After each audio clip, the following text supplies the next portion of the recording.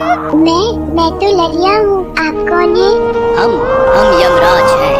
यमराज? अच्छा तो आप हैं यमराज। आप मेरी माँ को वापस करिए। तुम्हारी माँ? कौन है तुम्हारी माँ? हमारे पास तो तुम्हारी माँ नहीं है। आप झूठ मत बोलिए। सभी तो कह रहे थे कि आप मेरी माँ को यमलोक लेकर जा रहे हैं। उसकी बात सुनकर यमराज ने अपनी आंखें बंद की और कुछ देखने की कोशिश की। उन्होंने देखा कि जोरों के भरने का इंतजार कर रही थी ताकि वो बाहर से दवा ले आए। ललिया को अभी भी तेज बुखार था। माँ, ये बुखार बिल्कुल भी अच्छा नहीं होता, तुम इसे भगा दो ना। हाँ बेटा, अभी एक दवा और दूंगी, फिर तुम्हारा बुखार भाग जाएगा।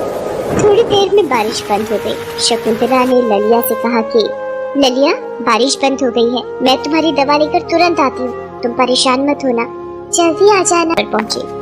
भैया, मेरी बेटी को कल रात से तेज बुखार है। रात को दवा दी थी लेकिन कोई फायदा नहीं हुआ। ऐसी दवा दीजिए ना जिससे उसका बुखार तुरंत उतर जाए। डॉक्टर की कोई पर्ची है क्या तुम्हारे पास? पर्ची तो नहीं है भैया। अरे बिना पर्ची के कौन सी दवा दूं? पिछली बार उसे बुखार हुआ था तो आपने ही दवा दी थी, आज भी वैसी कोई दवा दे दो ना। दुकानदार ने शकुंतला को दवा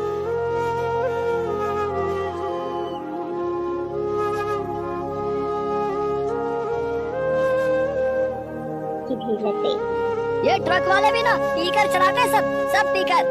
बिल्कुल सही कहा भाई आपने, पीकर भी चलाते हैं और बहुत स्पीड में भी चलाते हैं। हाँ। दूसरी ओर शकुंतला को घर लौटने में बहुत देर हो रही थी, इसलिए उसकी बीमार बेटी ललिया को उसकी चिंता होने लगी। ये माँ कहाँ चली गई? कितनी देर हो गई है? मुझे तो बोला था थोड़ी देर में आ जाएंगी। ललिया ने थोड़ी देर और इंतजार किया लेकिन शकुंतला नहीं लौटी। अब तो उसका भी मन बहुत घबराने लगा। उसने अपनी बैसाखी उठाई और बुखार की हालत में ही बाहर निकल गई। थोड़ी दूर जाने पर ही उसे एक जगह लोगों की भीड़ इकट्ठा दिखी।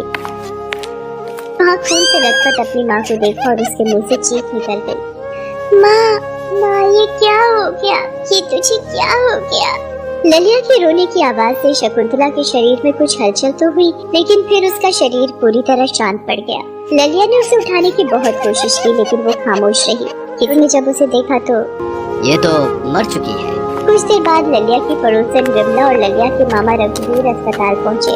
अपने मामा को देखकर ललिया फूट कर रोने लगी। मामा, देखिए ना, माँ तो जागती ही नहीं, इन्हें जगा दीजिए, इन्हें बोलिए ना मेरी तबीयत ठीक नहीं है। ललिया, तेरी माँ अब नहीं जगेगी, वो बहुत दूर चली गई है। दूर? नहीं मामा, माँ मुझे बताए कहीं नहीं जाती। ललिया, तेरी माँ यमराज के पास चली गई है, वो उसे ले गए हैं। ललिया बहुत छोटी थी, मृत्यु और यमराज का मतलब नहीं समझती थी। उसे तो बस एक बात समझ आती थी कि उसकी माँ जाग नहीं रही है और उसे जगाना है। वो रोते हुए ही उसे लगातार जगाती रही लेकिन काश की कोई मौत के बाद जाग सकता। शकुंतला की पड़ोसन विमला को ललिया पर बहुत दया आ रही थी। उसने उससे कहा, ललिया, जो मर जाते हैं ना, यमराज उसे लेने आते हैं और उसे लेकर अपने साथ चले जाते हैं। तुम्हारी माँ अब यमराज के पास चली गई है। ऐसे कैसे चली गई है मुझसे पूछे बिना? मैं तो उन्हें जाने नहीं दूंगी, अपनी माँ का हाथ पकड़ कर रखूंगी, जोर से पकड़ कर रखूंगी। ललिया ने अपनी माँ का हाथ जोर से पकड़ लिया और रोते रोते बेहोश हो गई। यमराज आए तो जरूर शकुंतला की आत्मा को अपने साथ ले जाने के लिए, लेकिन ललिया का अपनी माँ के प्रति प्रेम और ताकत के कारण वो भी यमराज के पीछे पीछे आ गई। ललिया, तुम सही कह रही थी, तुम्हारी माँ मेरे पास ही है। देखा, मैंने कहा था ना वो आपके पास है। चलिए अब उन्हें वापस करिए। हम उसे वापस नहीं कर सकते ललिया। क्यों? यही सृष्टि का नियम है। बहुत ही गलत नियम है। माँ तो कहती थी कि हमें किसी से पूछे बिना उसकी छोटी से छोटी चीज भी नहीं लेनी चाहिए। आप मुझसे पूछे बिना मेरी माँ को अपने साथ ले जा रहे हैं, ये गलत बात है। चलिए लौटाइए मेरी माँ को। हमने कहा ना, ये हम नहीं कर सकते। ठीक है, फिर मुझे भी ले चलिए अपने साथ। हम ये भी नहीं कर सकते क्योंकि तुम्हारा समय नहीं आया है। मैं वो सब नहीं जानती, मैं अपनी माँ को लिए बिना वापस नहीं जाऊंगी।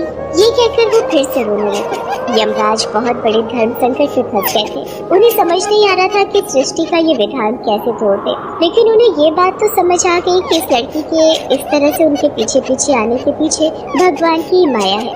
फिर भी उन्होंने ललिया से कहा कि ललिया, हम तुम्हें तुम्हारी माँ के बदले में और कुछ दे देते हैं। बोलो, तुम्हें क्या चाहिए? तुम कुछ भी मांग सकती हो, बहुत सारे खिलौने या बहुत सारे पैसे। मुझे तो मेरी माँ चाहिए, माँ चाहिए, माँ चाहिए। वो मुझे दीजिए या मुझे अपने साथ ले चलिए। आखिरकार ललिया की जिद के आगे वो झुक गए और उसकी माँ के प्राण वापस कर दिए। उनके ऐसा करते ही अस्पताल में मृत पड़ी शकुंतला के शरीर में हलचल हुई और उसने अपनी आंखें खोल दी।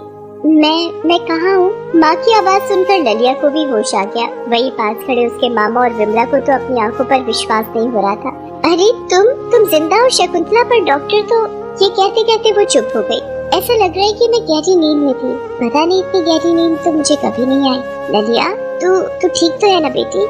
शकुंतला के इस तरह जागने की खबर पूरे अस्पताल में फैल गई थी। डॉक्टरों को भी विश्वास नहीं हो रहा था कि कोई मरने के बाद कैसे जीवित हो सकता है। उधर ललिया अपनी माँ के सीने से लिपटी मंद मंद मुस्कुरा रही थी। दूर यमराज की आंखों में भी ललिया और शकुंतला को देखकर आंसू आ गए